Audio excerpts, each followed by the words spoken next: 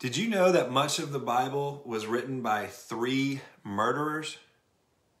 By the end of this video, you may agree with me that God is not fair, and that turns out to be a very good thing. As always, I want you to know from the beginning that you can click on the link in the description of this video for our other resources and online course. Okay, so here we go.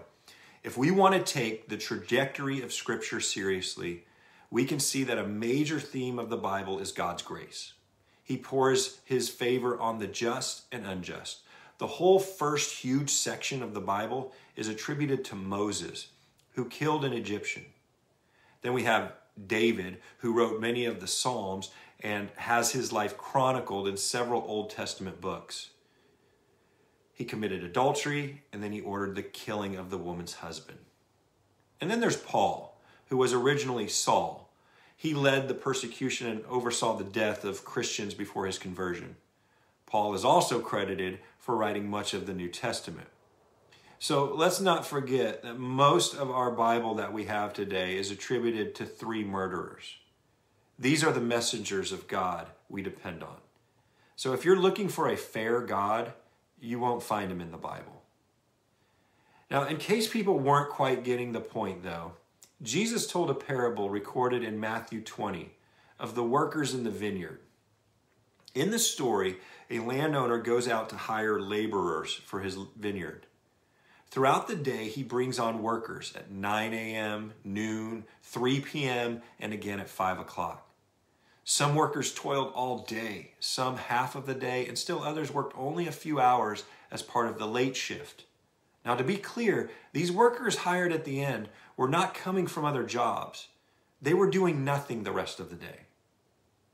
When it comes time to pay them, the landowner gives each servant the same amount, the same pay.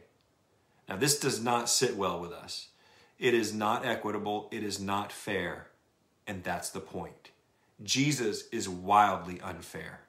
Matthew 20:16 is the last line of the parable. So the last will be first and the first will be last.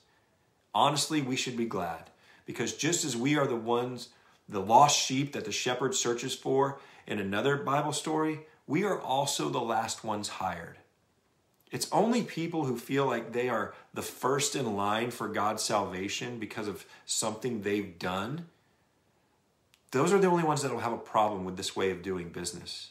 Again, Jesus challenges us to reframe away from the deficiency of someone else, what they lack, toward the nature of deity, what God provides. Not surprisingly, Jesus asks a question in verse 15 to bring it all home.